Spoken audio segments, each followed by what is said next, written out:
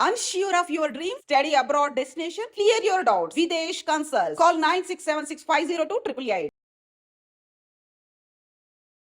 Hi hello నమస్తే welcome back to IG Media. So ఈ రోజు అయితే మనము యూకేకి సంబంధించి కూడా వీసా ఇష్యూస్ అనేవి స్టార్ట్ అయ్యాయి. ఇమిగ్రేషన్లో రకరకాల కొత్త మార్పులు తీసుకొచ్చారని, ఇక అమెరికాకి మేము కూడా ఏం తగ్గము, మా కంట్రీలోకి రావాలన్నా కూడా ఇంత కష్టపడి మీరు రావాల్సి ఉంటుంది అనే విధంగా కొత్త ఇమిగ్రేషన్ రూల్స్ అయితే తీసుకొచ్చారు. మరి ఆ రూల్స్ ఏంటి, వాళ్ళు తెచ్చిన కొత్త చేంజెస్ ఏంటి అనేవి మనకి చెప్పడానికి మనతో పాటు ఉన్నారు హైకోర్టు అడ్వకేట్ అలాగే ఇమిగ్రేషన్ లాయర్ అయిన అడ్వకేట్ పృథ్వీ గారు. సార్తో మాట్లాడదాం. నమస్కారం సార్. నమస్తే గారు. ఒక పక్కన ట్రంప్ ఆల్రెడీ కొత్త కొత్త రూల్స్ తీసుకొచ్చి, టు బీ ఫ్రాంక్ ఒకప్పుడు ఎగ్జిస్టింగ్ రూల్స్ అయినా కొత్త విధానంలో మళ్ళీ తీసుకొచ్చి తన కంట్రీలో only certified and regularly verified persons ఉండడానికి మాత్రమే స్కోప్ కల్పిస్తున్నాడు. అయితే ఇప్పుడు లండన్లో కూడా same kind of rules, same kind of perspective రావడం ఏ విధంగా ఉంటుంది, అండ్ వీళ్ళు తెచ్చిన రూల్స్ ఏంటి, ఫస్ట్ ఆఫ్ ఆల్ వీళ్ళు తెచ్చిన ఇమిగ్రేషన్ సంబంధించిన కొత్త కొత్త చేంజెస్ ఏంటి చెప్తారా? ఇప్పుడు వరకు మనం చాలాసార్లు అబౌట్ యుఎస్ రెగ్యులేషన్స్, ట్రంప్ ఆగమనం గురించి వాటి గురించి మాట్లాడుకున్నాం. ఇప్పుడు ట్రంప్ తీసుకొచ్చిన రిజల్ట్స్ దాని మీద స్టడీ చేసి లండన్లో ఉన్నటువంటి ఇమిగ్రేషన్ అథారిటీస్ కూడా మనం కూడా కొత్త రెగ్యులేషన్స్ తీసుకొద్దాం. నాట్ ఓన్లీ దట్, ఒక కొత్త పార్టీ వచ్చింది విరాట్, అక్కడ కొత్త పొలిటికల్ పార్టీ. ఆ పొలిటికల్ పార్టీ ఈ నాన్ ఇమిగ్రెంట్స్ మీద అండ్ ఈ what we call donkey routes మీద వచ్చే వాళ్ళ గురించి ఎక్కువ వాళ్ళ ఫోకస్ చేసి మొన్న ఎలక్షన్లో లోకల్ బాడీ ఎలక్షన్లో చాలా సీట్లు నగ్గేశారు వాళ్ళు. ఓకే. దాంతో ఒక్కసారి వాళ్ళకి ఒక థ్రెట్ కాల్ వచ్చిందనమాట, మనం కనుక ఇప్పుడు మార్చకపోతే జనాలు మనం వ్యతిరేకిస్తారు అని. లోకల్ బాడీ ఎలక్షన్లో ఏమైందంటే రూలింగ్ పార్టీ సీట్లు తగ్గిపోయినాయి. అంటే అక్కడ ఉండేటువంటి జనాభా చాలా తక్కువ జనాభా ఉంటారు. ఆ ఉండేటువంటి జనాభాలో ఒక చేంజ్ వచ్చింది. ఏంటంటే మన దగ్గర మన నైబర్స్ కానీ మన కాంపిటేటర్స్ ఎవరైనా సరే నాన్ లీగల్ ఎంటిటీస్ వస్తే దాన్ని ఆపడానికి గవర్నమెంట్ చర్యలు తీసుకోవాలి అన్న ఒక కాల్ని గవర్నమెంట్ తీసుకుని దానికి ఒక 10 రూల్స్ అయితే, రెగ్యులేషన్స్ అయితే అక్కడ ఇమిగ్రేషన్ అథారిటీస్కి అప్రూవల్ తీసుకొచ్చారు. దాంట్లో ఫస్ట్ అండ్ ఫార్మోస్ట్ ఏంటంటే ఈ salary structure, minimum salary structure అనేది ఏదైతే ఉందో దాన్ని స్కేలప్ చేశారు. అంటే అంతకుముందు 26,200 పౌండ్స్ ఉండేటువంటి పర్ యానం ఉండేటువంటి శాలరీని ఒకేసారి డ్రాస్టిక్గా 38,700 చేశారు. అంటే 26,200 శాలరీ ఉన్నవాళ్ళు ఇంకా అక్కడ ఉండటానికి లేదు. They have to leave the country. దీంట్లో చాలామంది వచ్చేస్తారు. అంటే పర్ యానం వాడు ఎవరికైనా సరే $26,000 పౌండ్స్ వచ్చేవాడు ఇంకా కంట్రీలో ఉండట్లేదు. వాడు ఖచ్చితంగా వాడు పేరోల్ పెరగాలి. వాడు పేరోల్ ఎంత పెరగాలంటే 36,700 పౌండ్స్లోకి పెరగాలి. పర్ యానం వాడికి వస్తేనే వాడు అక్కడ ఉంటాడు, లేకపోతే he has to come back go to the country. వాళ్ళకి మాత్రమే అక్కడ చోటు.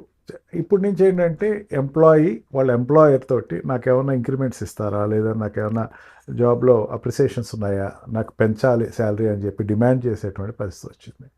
సెకండ్ థింగ్ ఏంటంటే మనకి ఇప్పటివరకు చాలా వీడియోస్లో యుఎస్ ఈ స్టూడెంట్ వీసాస్ తర్వాత వాళ్ళ కష్టాల గురించి మాట్లాడాం. ఈ కష్టాలు కాదు అసలు, ఈ స్టూడెంట్స్ అన్న వాళ్ళు ఇంకా ఎడ్యుకేషన్ అయిపోతే కంట్రీని వదిలేసే పరిస్థితి వచ్చేస్తుంది. లండన్లో పోస్ట్ స్టడీ జాబ్స్ అని అంటారు. 2 years చదివిన తర్వాత వాళ్ళైతే ఎడ్యుకేషన్ అయ్యాక 2 years టైం ఇస్తారు. వాడికి టైం ఇచ్చి వాడు 2 years అక్కడ ఉండి ఏదో జాబ్ తెచ్చుకొని స్పాన్సర్ తెచ్చుకొని కంటిన్యూ అవ్వచ్చు. కానీ ఇప్పుడు ఆ టోటల్ జీరో చేస్తారు. ఎడ్యుకేషన్ అయిపోయిన వెంటనే you have to within 6 months you have to Wake your self, otherwise leave the country. Sponsor తెచ్చుకోవాలి. ఇది అట్లాగా మనం ఎప్పుడైనా సరే స్టూడెంట్స్ ఎప్పుడైనా స్కాలర్షిప్ వీడియోస్ చూస్తూ ఉంటారు, క్యాప్స్ ఇట్లా తీసి ఇసురుతూ ఉంటారు, షూట్స్ చూస్తూ ఉంటారు. వాళ్ళకి అంత ఇసిరేటువంటి పరిస్థితి లేదు. ఖచ్చితంగా వాడు ఎడ్యుకేషన్ అయ్యే లోపల he has to prove he skill and have to join in a job. స్పాన్సర్ని ఎత్తుక్కోవాలి, జాబ్లో జాయిన్ అవ్వాలి. లేకపోతే ఎడ్యుకేషన్ అయిపోయామా మీ కంట్రీ వదిలేసేసి, ఇంగ్లాండ్ వదిలేసేసి you have to live to your country. That is a drastic change అని చెప్తారు. ఇంకోటి ఏంటంటే న్యూ ఫ్యామిలీ రీయూనియన్ అంటారు. అంటే భార్య కానీ భర్త కానీ ఇంకో దేశాల నుంచి పిల్లలు కానీ వచ్చేటప్పుడు ఖచ్చితంగా ఇందాక చెప్పాను చూసారు స్కేల్ ఆ $38,700 పౌండ్స్ ఆఫ్ కరెన్సీ వాడికి వస్తేనే ప్రయాణం వస్తేనే ఆ పిల్లలు తెచ్చుకునే ఆ భార్యను తెచ్చుకోవడానికి అవకాశం ఉంటుంది, లేకపోతే భార్యను తెచ్చుకునే అవకాశం ఏమాత్రం లేదు. ఓకే. అండ్ ఆల్సో ఆ భార్య వచ్చేసిన తర్వాత how is income is growing అన్నది కూడా వాడు వెరిఫై చేస్తున్నాడు. అందుకని కొత్తగా పెళ్ళైన వాళ్ళు లేకపోతే భార్యను తెచ్చుకుందాం అనుకున్న వాళ్ళకి ఇది ఒక గడ్డు కాలం అనే చెప్పాలి. అండ్ అప్లికేషన్ ఫీజు ఒక్కసారి 30% పెంచేశారు. అప్లికేషన్ ఫర్ వీసాకి కానీ అప్లికేషన్ ఫర్ రెన్యులేషన్ కానీ అంతా కూడా 30% ఒకసారి పెంచేయడం జరిగింది. And fourth one most important thing, ఇంగ్లాండ్లో ఉండే వాళ్ళకి చాలామందికి ఇంగ్లీష్ పర్ఫెక్ట్గా రాదు. వాళ్ళ చిన్న చెఫ్ల కిందో లేకపోతే అదర్ నాన్ టెక్నికల్ జాబ్స్లో ఉండే వాళ్ళందరికీ కూడా లోకల్ లాంగ్వేజెస్ వస్తాయి. మెయిన్గా హిందీ కానీ ఈ ముస్లిం కంట్రీస్లో ఉండే వాళ్ళకి ఉర్దూ కానీ వాళ్ళు that is the transacted language for them. వాడు ఇప్పుడు ఖచ్చితంగా ఇంగ్లీష్ టెస్ట్ పాస్ అవ్వాలి. ఓకే. ఇంగ్లీష్ టెస్ట్లో వాడు పాస్ అయితేనే వాడు జాబ్లో జాయిన్ అవుతాడు. అంటే బట్లర్ ఇంగ్లీష్ ఉండేవాడు ఇంగ్లాండ్ వెళ్ళడానికి లేదు. Definitely he has to qualify for the English paper test. English paper test అంటే అంత ఈజీగా ఏమి ఉండదు. మన తెలుగు టెస్ట్ ఎప్పుడు పెడతానంటే 80% స్టూడెంట్స్ డ్రాప్ అయిపోతారు. ఓకే. అంత హార్డ్గా ఉంటుంది. ఇంగ్లీష్ టెస్ట్ అంత కష్టంగా ఉంటుంది. రెగ్యులర్ ఇంగ్లీష్ కాదు, బ్రిటిష్ ఇంగ్లీష్ రావాలి. British English is the hardest English. American English నేర్చుకుంటాం వేరు, యూరోపియన్ ఇంగ్లీష్ నేర్చుకుంటాం వేరు. ఫర్ ఈ ఆస్పెక్ట్లో ఇండియన్స్ కొంచెం బెటర్, ఎందుకంటే మన బ్రిటిష్ ఇంగ్లీష్ మన కాలనికల్ కంట్రీ కాబట్టి బ్రిటిష్ ఇంగ్లీష్ మనం చాలా వరకు నేర్చుకున్నాం అని చెప్పి కాదు పట్టు ఎక్కువ అని చెప్పచ్చు. అంతేకాకుండా ఈ స్కిల్డ్ పీపుల్ని ఎవరైతే ఉన్నారో స్కిల్డ్ పీపుల్ ఇంతమంది ఉండొచ్చు అని చెప్పేసి ఏదైతే ఒక రేషియో తీసుకున్నారో దాన్ని రెడ్యూస్ చేయమని చెప్తున్నారు. ఓకే. అంటే ఇప్పటివరకు ఒక పర్ యానం వచ్చేసరికి ఒక 20,000 to 50,000 skilled people can be taken, labour department skilled people can be taken అని ఒకసారి తగ్గించేయమన్నాడు. ఓకే. రీజన్ చెప్పమన్నాడు. నువ్వు స్కిల్ తీసుకునేటప్పుడు లోకల్ ఎందుకు తీసుకోకూడదు, అబ్రాడ్ నుంచి ఎందుకు తీసుకుంటున్నావు అని చెప్పి. ఇది ఎవరికి ఎఫెక్ట్ అవుద్దంటే మనకి అక్కడ ఐటీ సెక్టర్లో జాబ్కి వెళ్ళే వాళ్ళతో ఈక్వల్గా దానికన్నా ఎక్కువగా ఈ హాస్పిటల్ కేర్ టేకర్స్కి వెళ్తారు. హెల్త్ కేర్ టేకర్స్ అంటారు. అంటే నర్సెస్, మేల్ నర్స్ కానీ ఫీమేల్ నర్స్ కానీ నర్స్ కోర్స్ చేసిన వాళ్ళు ఉంటారు. ఎక్కువ మంది వాళ్ళే ఉంటారు అక్కడ. ఏ జాబ్ లేకపోయినా దాంట్లో జాయిన్ అవుతారు. ఇప్పుడు వాళ్ళకి ఏమైపోతుందంటే వాళ్ళ స్కిల్డ్ అనేసరికి ఏమైపోతారు, కొంచెం బాగా ఎక్స్పీరియన్స్ ఉన్నవాళ్ళు కానీ అక్కడ ఉండట్లేదు. అంటే కొత్తగా వెళ్ళేవాళ్ళు అంత ఈజీ అయితే ఇప్పుడు ఉన్నటువంటి పరిస్థితిలో కాని పరిస్థితి అని చెప్పారు.